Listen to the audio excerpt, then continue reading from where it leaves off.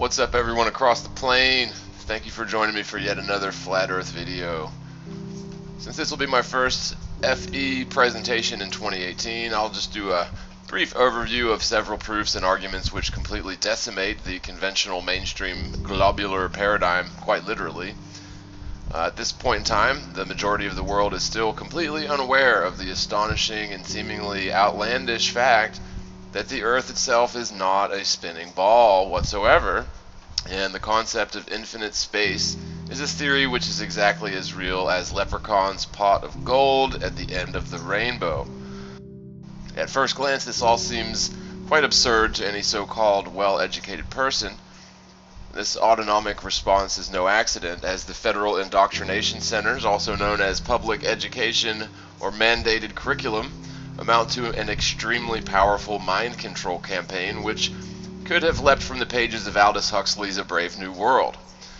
We're all conditioned to consider anyone questioning the notion of a spherical world twirling and orbiting through theoretical infinite vacuum of space must be uneducated or somehow mentally impaired. Of course, if any intelligent person takes the time to first try and disprove the theory of a spherical Earth, which is constantly experiencing acceleration due to theoretically traveling at mind-boggling speeds along multiple curvilinear paths, hurling through the infinite void, you will find that this rather silly notion is quite easily debunked.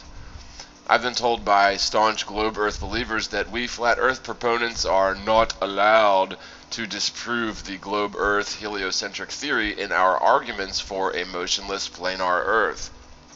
This is, of course, the opposite of science, as performing observations and experiments in order to disprove an accepted theory is the most effective application of the scientific method. By attempting to disprove an accepted theory, the resulting data is neither good nor bad, regardless of the outcome of the experiment.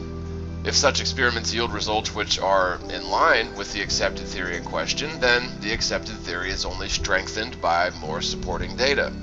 If such experiments yield results which disagree with the accepted theory being tested, then we still benefit from what is called scientific progress, as new avenues of intellectual and scientific pursuit can be opened up, along with the inherent benefit of being closer to the truth, as a previously accepted theory has been shown to be an error to some degree or another. When society becomes emotionally attached to a theory, to the degree which people refuse to consider alternative hypotheses, this is a problem. When this very same emotional and financial attachment to the accepted bizarre and preposterous theories of the universe and globes in space prevents scientists at all levels from performing their basic function, which is, of course, attempting to disprove standing and accepted theorem, then we are all doomed to suffer under a dark age of ignorance for God knows how many more generations. On the other side of this token, as opposed to disproving the spherical Earth theory, which is, quote, not allowed according to many a staunch globetard, there is plenty of quite obvious and verifiable evidence to prove the Earth is indeed flat and motionless. It stands to reason that if the world itself displays exactly zero overall curvature, then it could not possibly be a sphere of any sort. In fact, if even one single piece of evidence supports the claim that the world has no curvature, then this debate should be over. However, the institutional mind control programming simply does not allow people to accept the fact that the Earth doesn't have curvature. Instead of accepting this fact, they will instead dismiss the information as it doesn't nicely fit into their worldview, constructed by the aforementioned federal indoctrination campaign, which has been brainwashing children for many generations in most of the modern world to varying degrees. The same can be said about hypothetical geological motion, or the lack thereof. If one single experiment or observation disproves the theory that our world is in constant rotational and orbital motion, then the notion of a spinning and orbiting world should be dismissed as a failed theory. Unfortunately, it is impossible for people to take this rather simple data at face value, and they will often invent apologetic excuses for the theory of a spinning ball Earth For the idea of a motionless planar Earth does not fall within the realm of possibility, according to their pre-approved, pre-programmed paradigm, courtesy of the federal indoctrination systems and mandated curriculum. Of course, the indoctrination system is heavily reinforced by the mainstream media in pretty much all forms. For example, the entertainment industry cranks out sci-fi flicks in droves, many of which develop cult followings like Star Wars and Star Trek, Lost in Space, etc. There are always new documentaries airing on the so-called educational channels on television, the most powerful mind control device known to humankind, which bolster the heavy delusion pushed by the federal indoctrination centers and mandatory curriculum. And let's not forget the most influential force holding up the preposterous heliocentric model, good old peer pressure. People generally yearn for acceptance of their peers. People generally want to fit in with society for some reason. If questioning the shape and nature of the world gets one ridiculed or worse, many people will subconsciously side with the larger group and will avoid the topic in order to save face or preserve the acceptance of their peers. This fact applies to so-called scientists or alliantists to a much higher degree than your average Joe, especially when it comes to dogmatic theories of science based in fantasy, specifically the heliocentric ball Earth theory, for the sake of this video. In this video, we'll cover a variety of proofs spanning all three of these areas: disproofs of the heliocentric model, proofs of a motionless plane Earth, and peer pressure. Well, we'll just go with the first two. So first we'll cover disproofs of the globe or heliocentric theory in the moon phases, orbital mechanics, inner solar system, eclipses, and Polaris or precession. With the proofs of a motionless plane Earth, they're quite simple: airline flights and the current world record for long-distance landscape photography, the Pic de Fenestreus, from about 273 miles away, as visible from Pic des Acriens. Now, in terms of disproof of the globe or the heliocentric theory, the moon phases, the simple fact about the phases of the moon which disproves the heliocentric theory is, well, we can often see the moon from the Earth when such a line of sight should be geometrically impossible. Considering a top-down view of the Earth, Moon, and Sun, according to the heliocentric theory, the phases of the Moon are an easy way to tell where the Moon should be in its monthly orbital cycle. The full Moon should be on the opposite side of the Earth from the Sun, and the no Moon or the slight crescent moon phases should place the Moon on the same side of the Earth as the Sun. The Moon supposedly orbits the Earth at a mere 5-degree misalignment to the ecliptic plane, so for all intents and purposes, the Moon is supposedly more or less orbiting the Earth along the same plane which the Earth allegedly orbits the Sun, also known as the ecliptic plane. During the full moon phases, if an observer is standing, say, near the Tropic of Cancer, or even New York City at high noon, then the Moon should be about 250,000 miles under their feet. So how is it possible then for the full moon to be visible after sunrise and well into the afternoon on some occasions? The truth is, according to the heliocentric model, there's absolutely no possible set of circumstances that would allow for an observer anywhere near the tropics to achieve a line of sight towards the full moon from the day side of the Earth, and certainly not in the middle of the day. You can find countless examples of days when the full moon is visible many hours after sunrise. Again, the full moon should be positioned on the opposite side of the Earth as the Sun, and the Earth itself should obstruct one's line of sight towards the full moon through the twilight hours at best. On the other hand, during the no moon or the slight crescent moon phases sandwiching the no moon, the heliocentric geometry demands the Moon be positioned on the day side of the Earth, more or less in alignment with the Sun, according to an observer on Earth. Of course, solar eclipses are supposedly caused by the Moon being aligned to the ecliptic plane and transiting the Sun, although there are some inherent problems with this portion of the heliocentric globe-Earth theory, as usual, which we'll touch on in a minute. At any rate, the fact that we can see the meager 3 or 5% crescent moon phases well into the night disproves the heliocentric theory, as It would be geometrically or physically impossible for an observer on Earth to achieve a line of sight towards the new or crescent moon after sunset. This is owing to the very same geometry purported by the heliocentric theory. The fact that practically anyone can attest to, or at least verify, the fact that the crescent moon is often visible well into the night, or the full moon well into the day, satisfactorily demolishes the heliocentric theory. There is no debate to be had here. It's really quite simple geometry. Whenever this argument is made, we will invariably find one or two so-called people spouting endless nonsense about how large space is and how TheMorgile is a dumb flat earther, doesn't understand physics, or TheMorgile, you're not allowed to disprove the heliocentric theory when making a case for the obvious fact that the world is a motionless plane.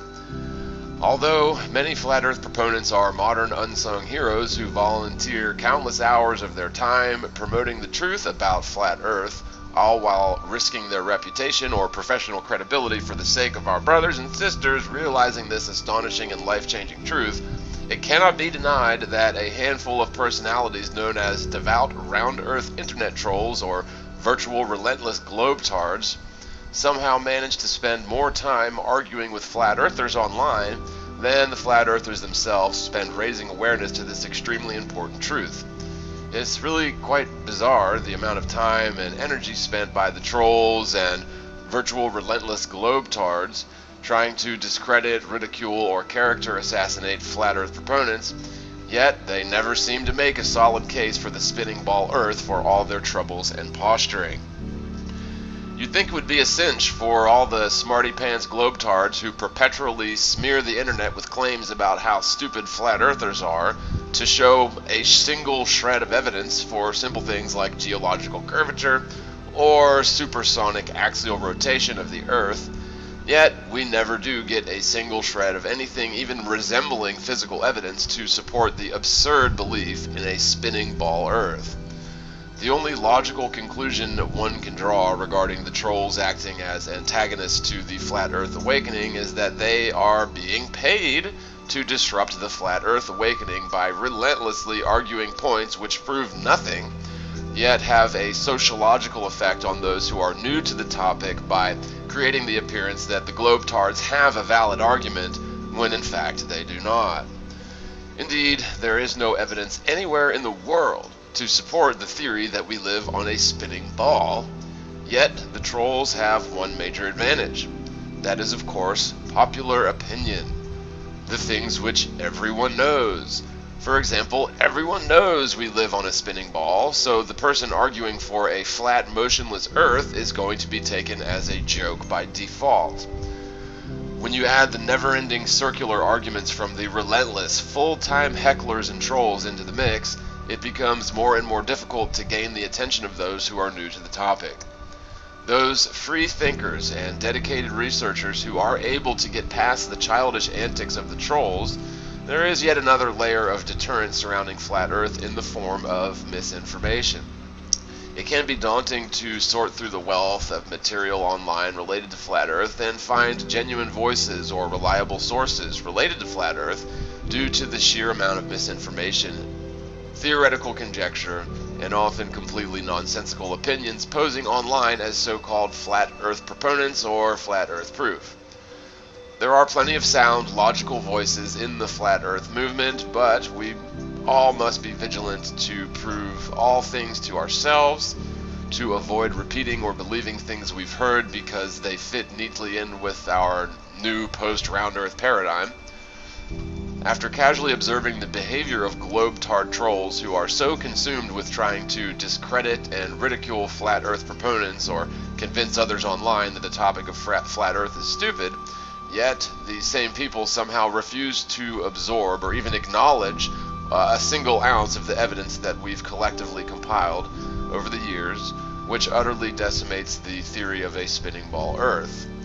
It has become obvious that they are not spending all their time online bickering with Flat Earthers on their own volition. This may sound a bit paranoid at first, but there's really no way to deny the fact that at least some of the well-known globehead trolls must have some motivation to spend all of their time discussing a topic which they allegedly believe is stupid and a waste of time. The same trolls who apparently spend every waking hour regurgitating the jargon involved with the ball Earth theory, apologizing for the spinning sphere Earth and all its shortcomings while blatantly ignoring all facts which disagree with the notion of a spinning ball Earth, will of course never provide an explanation or argument showing how the full moon could possibly be visible during the day or the slight crescent moon phases well into the night. According to the geometry laid forth by the logically repulsive heliocentric model, there's no possible way for an observer to witness either a full moon during broad daylight or a slight crescent moon in the dead of night, period. Instead of considering these blatant examples of how the globe Earth theory does not jive with plainly observable reality, they will instead make unsubstantiated claims or simply attack the character or sanity of the person pointing out such deal-breaker pieces of evidence which completely refute and falsify the heliocentric theory. They will claim that flat earthers are morons who don't know how to science because everyone knows the Earth is a spinning ball, so there must be some logical explanation for such impossible lunar observations according to the ball Earth theory. Although I have covered this spectacular proof that anyone can verify in other videos, I wanted to make the arguments as clear as possible so as to avoid the endless bickering and name-calling and confusion and conjecture which is sure to follow from Team Globetard. The geometry involved is extremely simplex, however it requires one to suspend their devout belief in a spinning sphere Earth, just for argument's sake. If anyone still doesn't understand this major flaw in the heliocentric theory, let's say a camera is mounted on a very large opaque ball which is, say, 100 foot in diameter. The spherical ball camera mount is fixed to a vertical axis of rotation, allowing the mounted camera to rotate 360 degrees upon the vertical axis along the equator of this ball. We'll say the camera's field of view is 180 degrees, which is being generous to the globe Earth theory, erring on the side of caution. The camera's field of view represents the line of sight of an observer on the Earth, and the spherical rotating camera mount represents the hypothetically rotating ball Earth. To start the experiment, we'll place the camera and assembly on the shore of some large body of water. And in the middle of the water, say half a mile away, there is a buoy representing the moon. So we'll adjust the assembly so that the buoy is in the center of the mounted camera's viewfinder. We'll call this camera setting A, which represents an observer looking at, say, the full moon at midnight. For the next step in this experiment, simply rotate the spherical camera mount 180 degrees so that the camera is pointed away from the water. This setting would represent the same observer 12 hours later than setting A. Naturally, we'll call this camera setting B.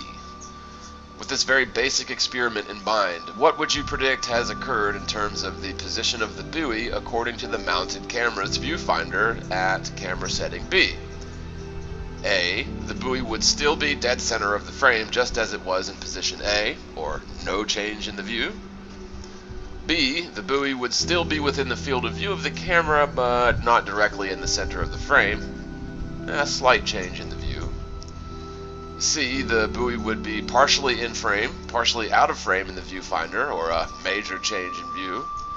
Or D, neither the buoy nor even the water would be visible in the viewfinder, or a complete 180-degree change in the view. Of course, if you predicted D, indeed you would be correct. Geometrically speaking, it would be physically impossible to capture the buoy in the viewfinder at camera setting B. This basic experiment, which anyone can replicate, as if such an experiment is at all necessary to prove this point, will invariably show that under no circumstances could the buoy, or even the body of water, be visible from a camera setting B. It really doesn't get much more simple than this. So how then is it possible to see the full moon during broad daylight? The very same geometric principles should be applied here. However, the ball would be much larger, and the camera much smaller, and of course the buoy would be much further away. The sizes and distances of these objects are essentially irrelevant, and you could apply this experiment to practically any scale and the point would still stand as valid. Under no circumstances should the full moon be visible from the day side of the Earth, yet such an observation is so common it's not even necessary to provide examples of when this has occurred. The same thing goes for slight crescent moon phases being visible in the middle of the night. It's geometrically impossible on the ball Earth to see either of these. Now, instead of acknowledging this astonishing evidence for what it is, the globe-tard trolls will ignore the proof, try to perform damage control by attacking the character, sanity, or intelligence of the person pointing out this major flaw in globe Earth theory.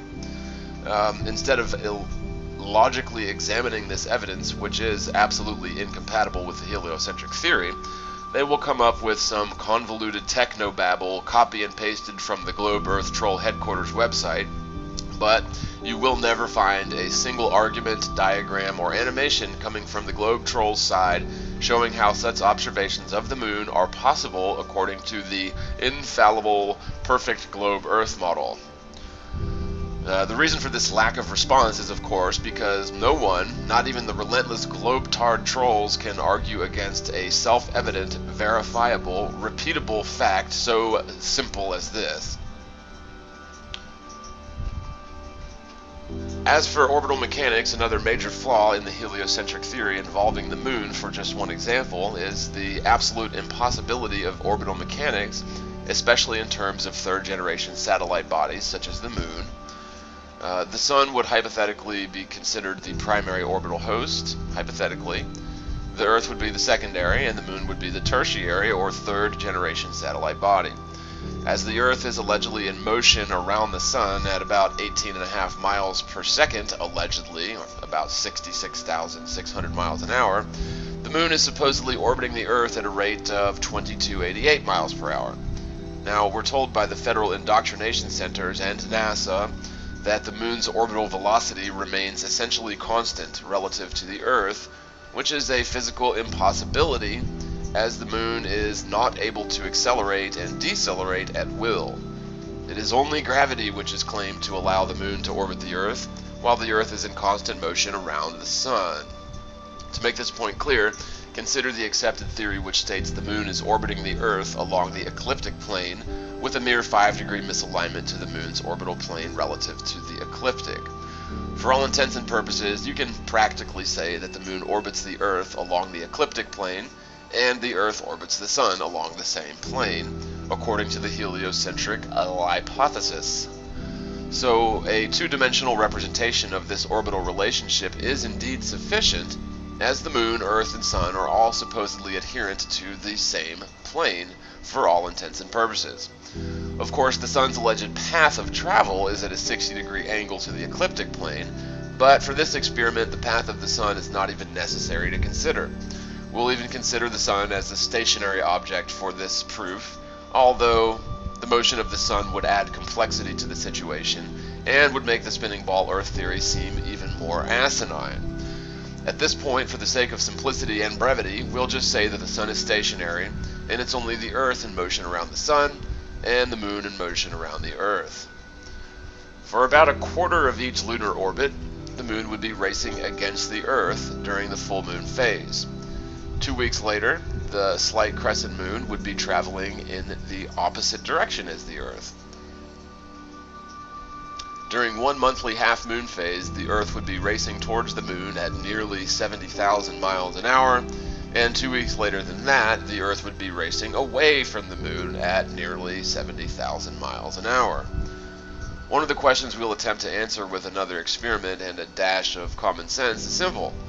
How is it possible for the Moon to travel from half-moon A, behind the Earth's trajectory, through the full moon phase, to half-moon B in the exact same amount of time, about 2 weeks, as it takes for the Moon to travel from half-moon B in front of the Earth's trajectory through the no-moon phase back to half-moon A? Remember, the Earth and Moon are supposedly traveling through a vacuum, and the only acceleration provided to the Moon is the theoretical gravitic relationship between the Earth and the Moon. To make the dilemma clear, we'll break up the moon's 27-day cycle into 2 arcs, according to the heliocentric theory. Arc X will consist of half moon A traveling through the full moon phase to reach half moon B, and arc Y will consist of half moon B traveling back through the no moon phase to reach the original starting point of half moon A. Each of these legs of the moon's alleged monthly cycle take about 13.5 days to transpire. At first, this might not seem like a major problem. However, this simple, verifiable fact refutes the heliocentric theory, whether or not globeheads care to admit it. The problem is, during Arch X, the moon would need to be racing against the Earth along the outside of the Earth's orbital path, meaning the moon would necessarily be traveling much faster than the Earth in order to make it all the way around to half moon B position in front of the Earth's orbital path. During Arc Y, the moon would be traveling in the opposite direction as the Earth's trajectory, along the inside of the Earth's orbital path, yet still completes this leg of the orbital journey in 13.5 days. The fact that the moon can somehow race against the Earth to complete one half of its orbital journey in the same amount of time as it completes the other half of its orbital journey while it's traveling in the opposite direction of the Earth does not jive with any sort of physical laws or anything you can replicate in reality. Of course, if the moon were to accelerate and decelerate at will, then that would work, but it is claimed by science that the moon is traveling a consistent speed relative to the Earth at all times and does not have the ability to accelerate or decelerate at will. Now, we can all agree that objects traveling towards one another will have a higher difference in relative speed compared to objects racing against one another. A simple experiment anyone can do to prove this point is to simply drive down the highway. Assuming all the cars on the highway are doing 65 miles an hour, except your car, which is going, say, 60, the cars on your side of the highway will apparently be passing your car at a speed of 5 miles an hour relative to your car, and the cars on the opposite side of the highway will be traveling at a rate of 125 miles an hour relative to your car.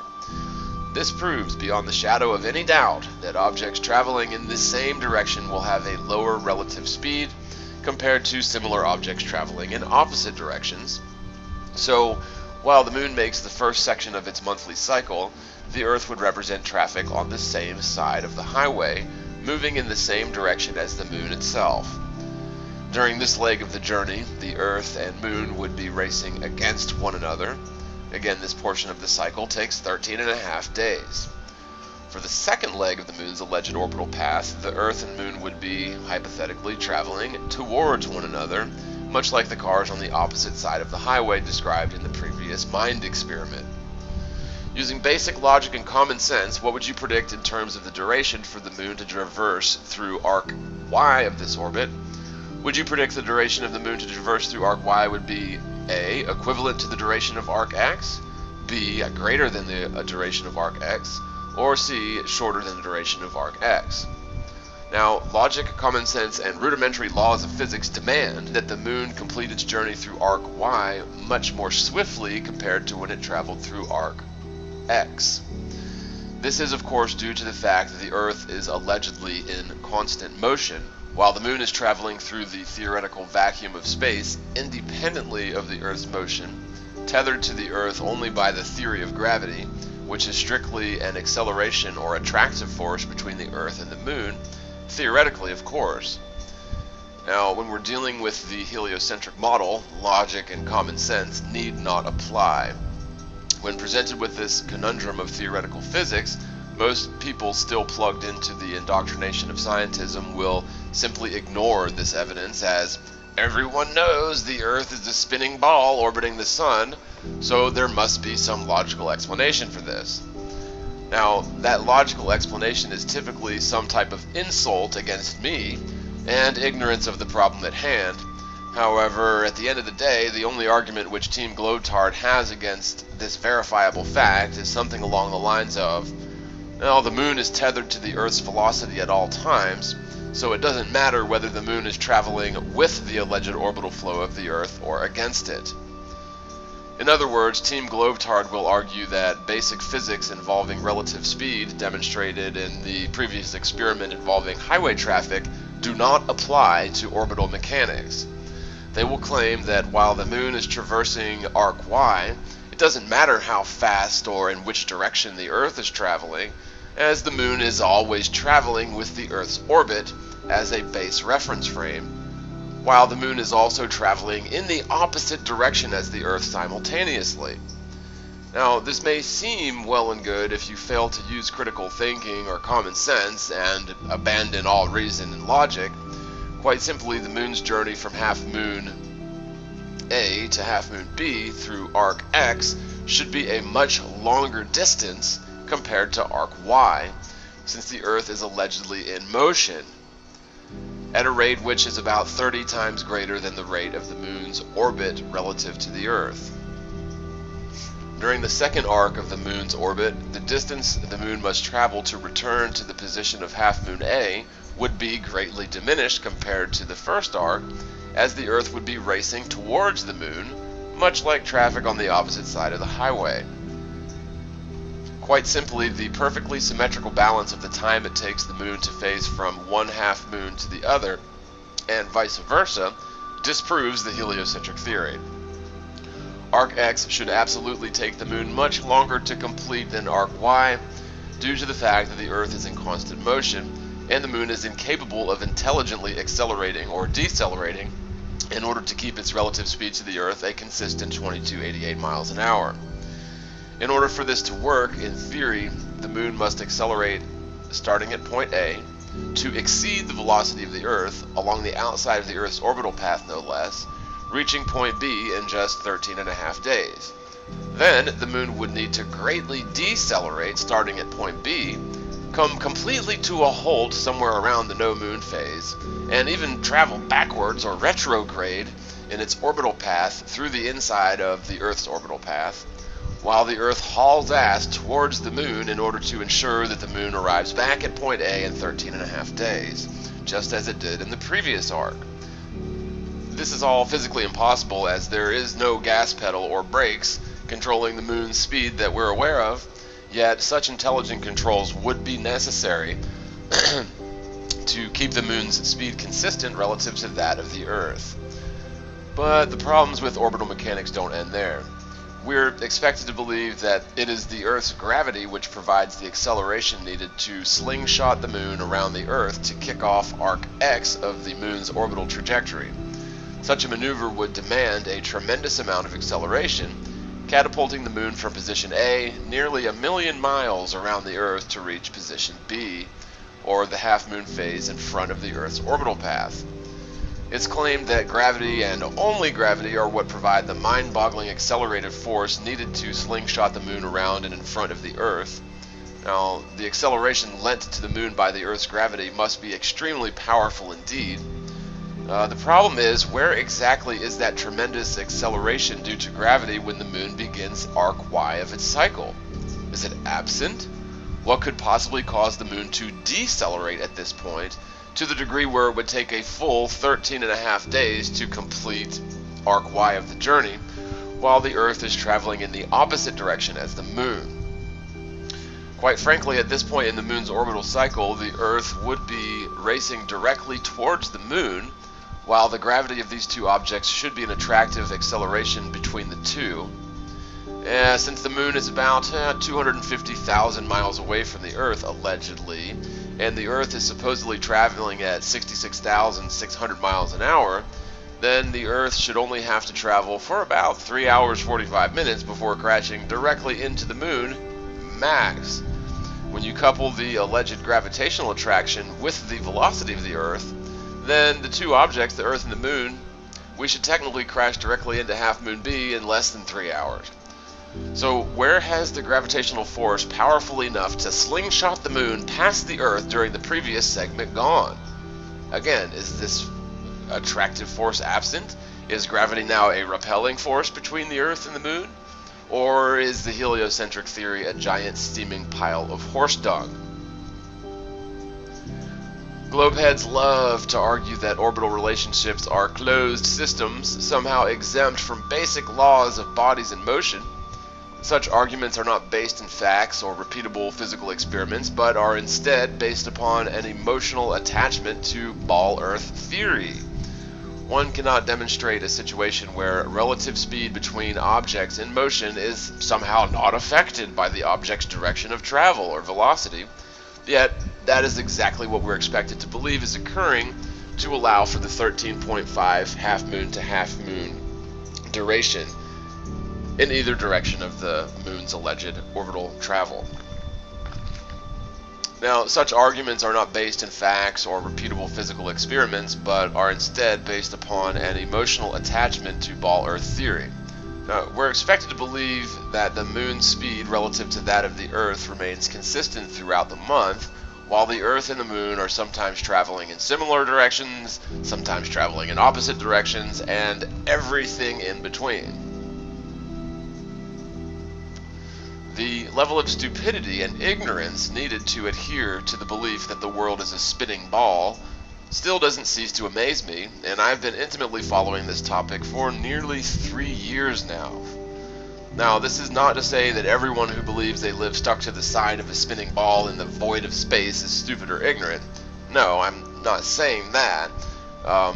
We can't be blamed for the indoctrination which was forced upon all of us since we were old enough to think.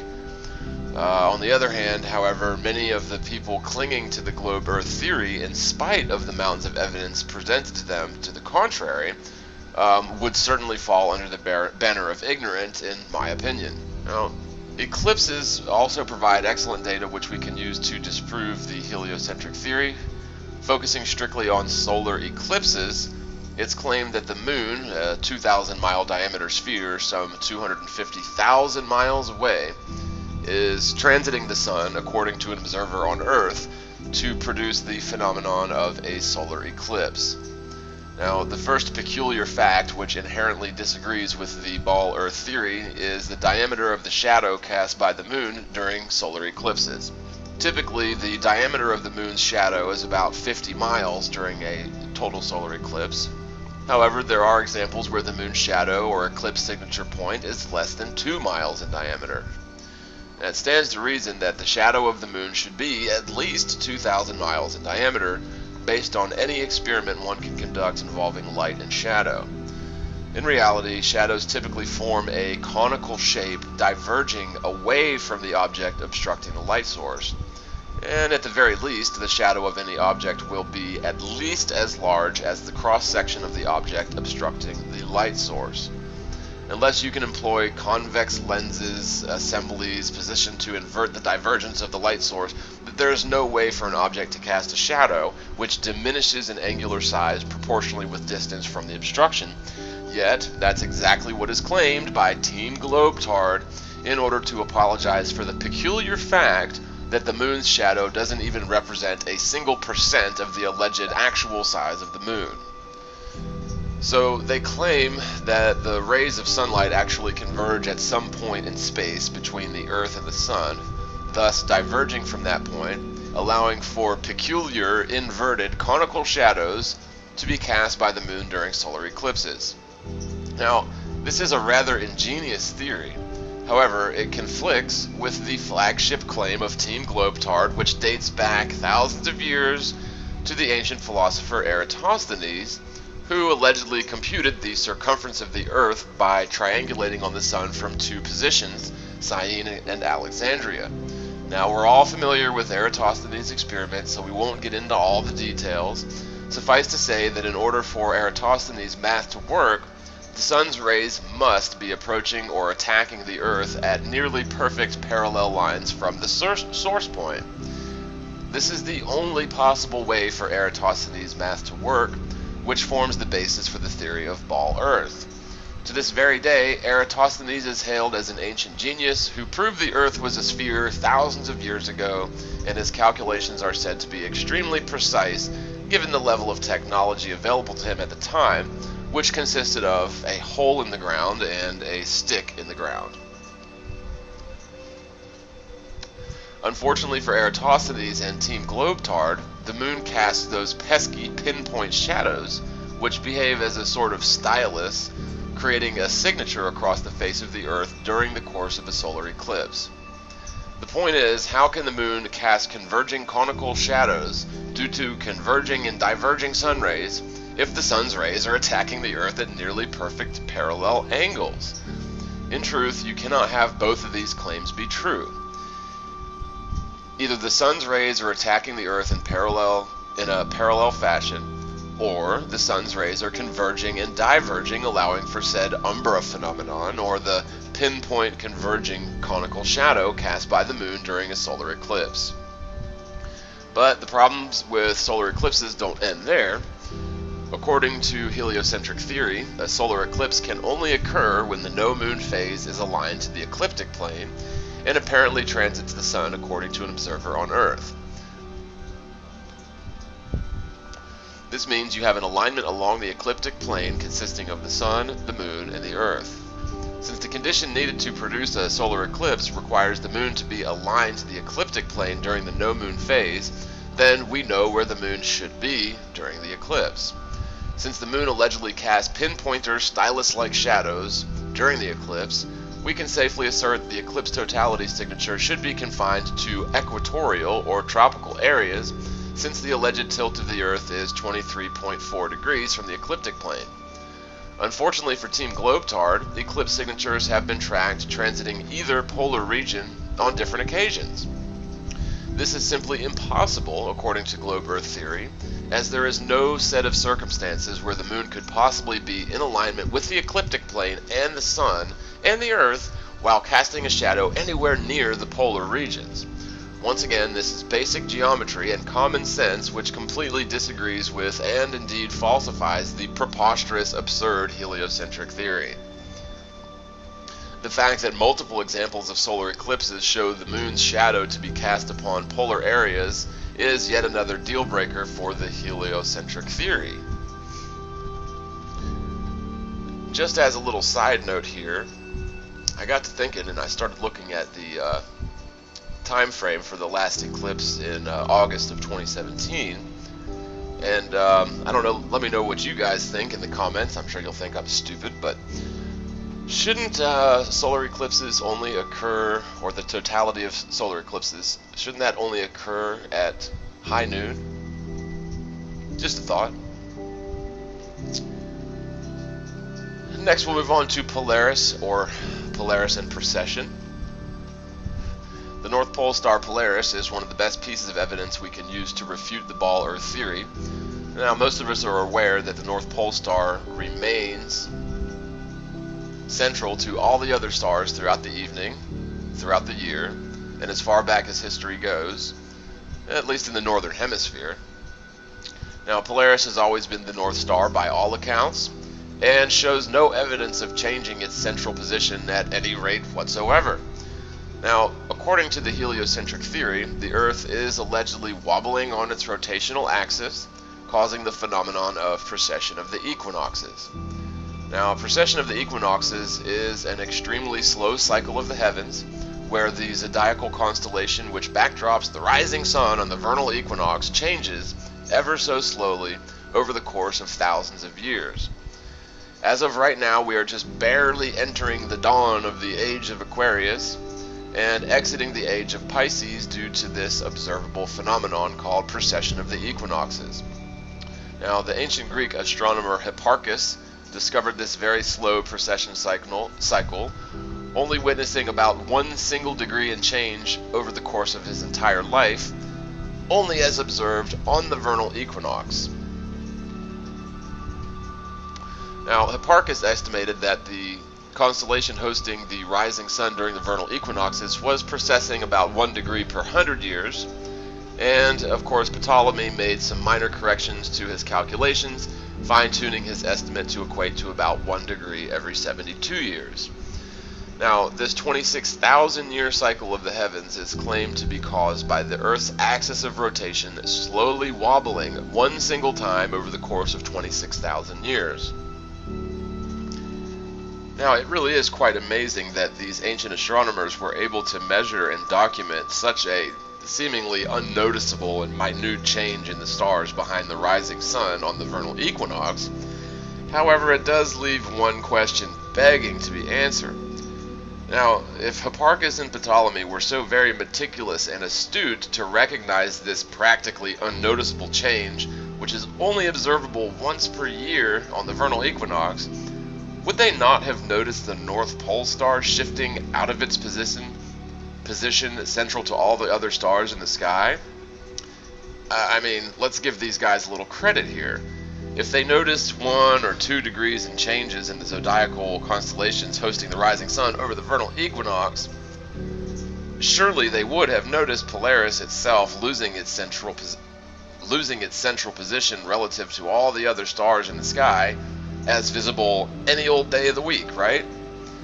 So if the Earth's axis is indeed wobbling 1 degree over 72 years, then the most obvious point in the sky to show evidence of this axial precession would certainly be the North Pole star Polaris. If the axis of rotation is indeed precessing 1 degree over 72 years, then it should precess a half a degree over 36 years, a quarter of a degree over 18 years, and etc. Now, we're not talking about degrees in space, but rather arc minutes of this alleged wobble cycle of the Earth's axis. But still, if the Earth were indeed a spinning ball, and the extremely distant star Polaris, allegedly, is aligned to our measly arbitrary axis of rotation right now, then 18 years ago it should have been a quarter of a degree misaligned to the axis of rotation. 36 years ago it should have been a half a degree misaligned to the central location aligned to our hypothetical axis. Now, the half a degree and change over the course of 36 years doesn't sound like much. However, since the time of Ptolemy and Hipparchus, Polaris should have moved out of line with the axis of rotation a full 27 degrees of the circumference of the alleged wobble of the Earth. Now, this would certainly be noticeable even to a casual observer, let alone meticulous seasoned astronomers. Yet no such evidence can be found to support the notion that our axial alignment with Polaris is experiencing the effects of axial precession. So, if ancient astronomers were sharp enough to document a single degree in change of the zodiacal constellations, only observable once per year during the vernal equinox over their entire lifetime, surely they would have noticed a similar amount of change to Polaris's centrality relative to the other stars in the sky, observable on a daily or nightly basis. Indeed, if axial precession were causal of the precession of the equinoxes, the North Pole star would be the most obvious piece of evidence to support the theory, yet not one shred of evidence exists to support the notion that Polaris has ever, nor will it ever be moved from its location central to all the other stars in the sky, which create rings concentric with Polaris every day.